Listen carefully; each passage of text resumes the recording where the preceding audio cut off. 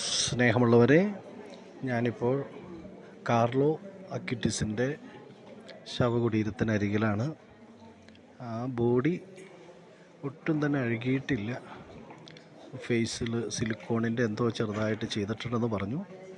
ശരിക്കും ഒറിജിനലായിട്ടുള്ള ബോഡിയാണ്. കാർലോ അക്വിറ്റീസിനെ കുറിച്ച് എല്ലാവർക്കും അറിയാമല്ലോ. 15 വയസ്സുള്ള ഒരു വാഴ്ത്തപ്പെട്ട കാർലോ 1991 ഞാൻ സ്വരം താഴ്ത്തിയാണ് പറയുക. 1991 ലണ്ടനിലാണ് ജനിച്ചത്. അക്വിറ്റസിൻ്റെയും അന്റോണിയോസിൻ്റെയും ഏക മകനായിട്ട് 7-ാം വയസ്സിൽ ദിവ്യകാരുണ്യം സ്വീകരിച്ചു. ദിവ്യകാരുണ്യം സ്വീകരിച്ച ഞാൻ, എൻ്റെ മുന്നിൽ ആളുകൾ നിൽക്കുന്നുണ്ട് ബോഡി കാണുവാൻ വേണ്ടി. അതുകൊണ്ടാണ് ഞാനിങ്ങനെ പറയുക. ദിവ്യകാരുണ്യം സ്വീകരിച്ച 7-ാം വയസ്സിൽ ദിവ്യകാരുണ്യം സ്വീകരിച്ച അക്വിറ്റസ് ഒരു ദിവസം പോലും വിശുദ്ധ കുർബാന മുടക്കിയിട്ടില്ല. അദ്ദേഹം വിശുദ്ധ കുർബാനയെക്കുറിച്ച് വിശുദ്ധം പറയുക, സ്വർഗത്തിലേക്കുള്ള ഹൈവേ ആണ് ദിവ്യകാരുണ്യമെന്ന് അദ്ദേഹം പറയുന്നു. വീണ്ടും പറയുന്നു, സ്വർഗത്തിലേക്കുള്ള സ്റ്റെപ്പുകളാണ് ദിവ്യകാരുണ്യമെന്ന്. അത്രമാത്രം ദിവ്യകാരുണ്യ ഭക്തൻ ഈ വിശുദ്ധ കാർലോ. വിശുദ്ധ കുർബാനയുമായിട്ടുള്ള അത്ഭുതങ്ങൾ ഞാനത് കാണിക്കാൻ പോവാണ്. ഒത്തിരി തിരക്കിനിടയിലൂടെയാണ് നമുക്ക് പ്രാർത്ഥിച്ചുകൊണ്ട് മാത്രം കാണാൻ സാധിക്കുള്ളൂ.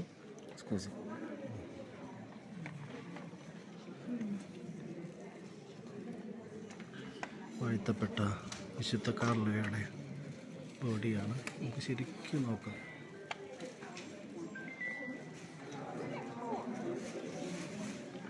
കൈകൾ നോക്കുക കേട്ടോ. വിശുദ്ധൻ്റെ മുഖം, ജീവിക്കുന്ന മുഖം. ലുക്കീമിയ പിടിച്ച് മരിച്ചത്.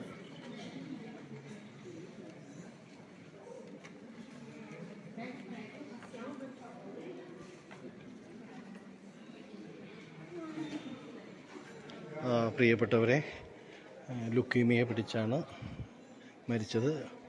സഭ അംഗീകരിച്ച 134 ദിവ്യകാരുണ്യ അത്ഭുതങ്ങൾ കാർലോ വെബ്സൈറ്റിലൂടെ പുറപ്പെടുവിക്കുകയുണ്ടായി. അതുകൊണ്ട് ഇൻ്റർനെറ്റിൻ്റെ വിശുദ്ധൻ എന്ന പേരിലാണ് അറിയപ്പെടുന്നത്. വിശുദ്ധ ഫ്രാൻസിസ് മാർപ്പാപ്പ, ഇത് അൾത്താരയാണ്, പള്ളിയാണ്. ഫ്രാൻസിസ് മാർപ്പാപ്പ അസിസിയിൽ കൂടെ കാർലോ അക്വിറ്റസ് സന്ദർശിക്കുമായിരുന്നു. അസിസി പുണ്യവാനോട് ഭയങ്കര ഭക്തിയായിരുന്നു. അപ്പോൾ അതുകൊണ്ട് തന്നെയായിരിക്കാം കാർലോയെ ഇവിടെ ദേവാലയത്തിൽ അടക്കിയിരിക്കുക.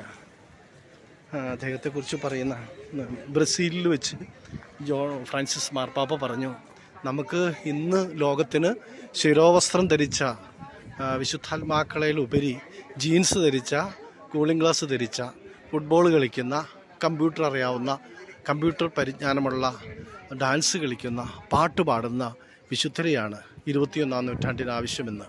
തീർച്ചയായിട്ടും 21-ാം നൂറ്റാണ്ടിലെ യുവാക്കന്മാർക്ക്, ദൈവജനത്തിന്, നമുക്കെല്ലാവർക്കും കാർലോ അക്വിറ്റീസ്, ഈ കൊച്ചു ബാലൻ നമുക്കെല്ലാവർക്കും പ്രചോദനമാണ്.